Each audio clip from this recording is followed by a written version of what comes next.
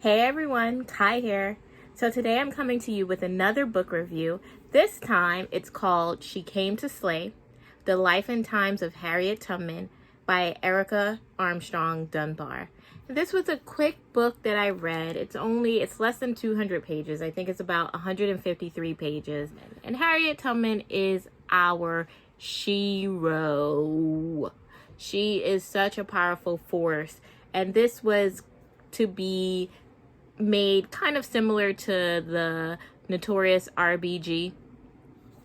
So it's very digestible, her story. I read it during Women's History Month, and it just, there's pictures.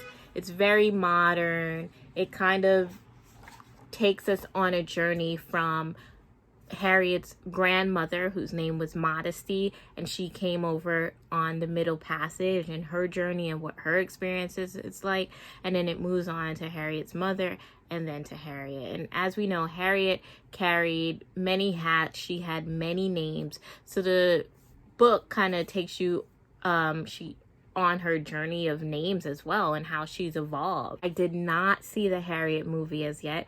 That is on my things to watch.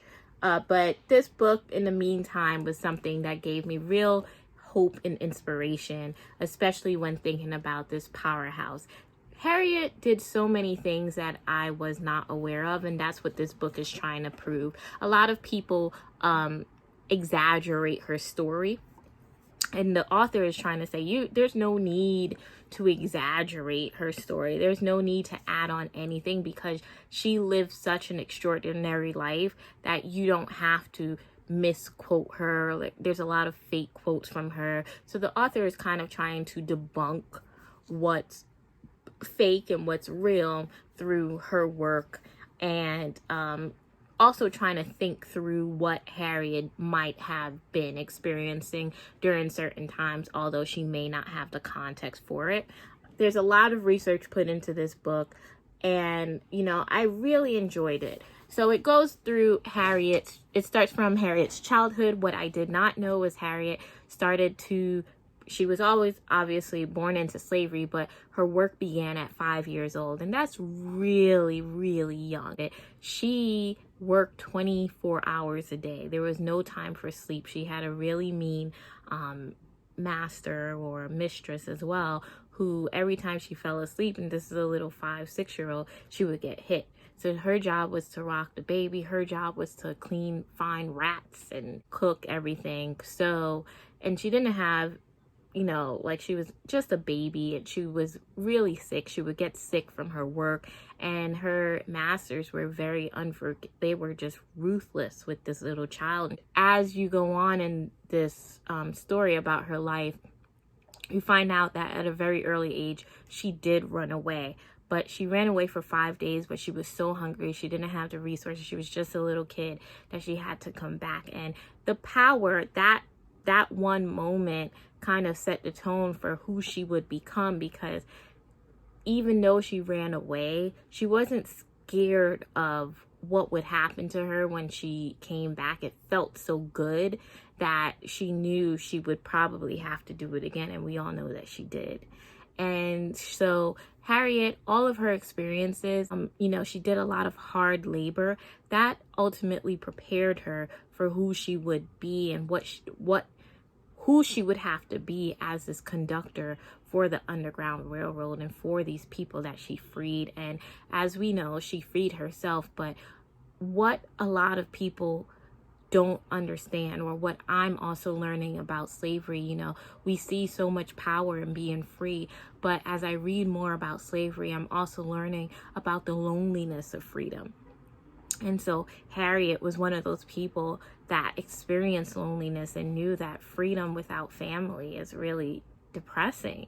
And so she went back for her family, she went back for others, and I believe she went back about 13 times to save. And that is a huge feat.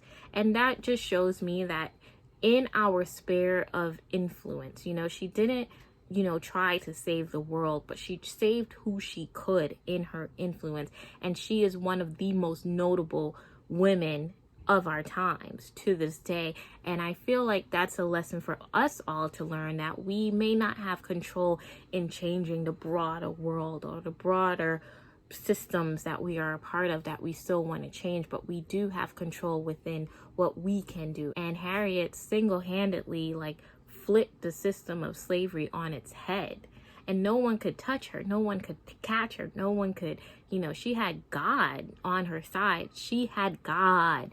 And that goes back to an incident that happened to her where she was knocked in the head, and she got epilepsy, and she started to get seizures, and she would have like these supernatural experiences with God that showed her the way, or whatever the case may be. So this book, who she is as a person, is very powerful.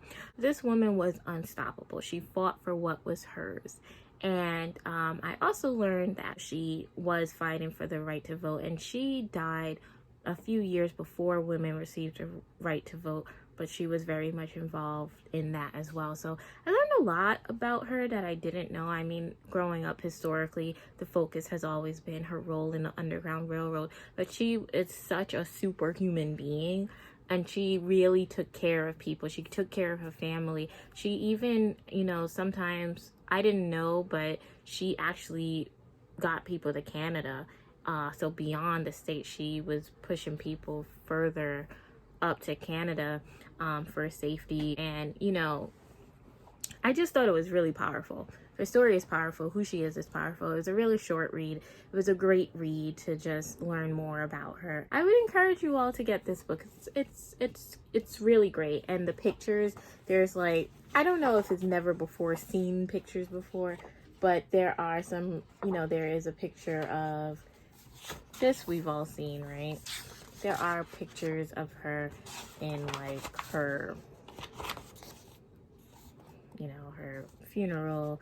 There's some footage here. Oh, this is it. This powerful, beautiful photo of her color eyes. So yeah, it's a really good book, and I would encourage you all to read it. All right, well, don't forget to like and subscribe to my videos and follow By Kai Blogs. Talk to you soon. Bye.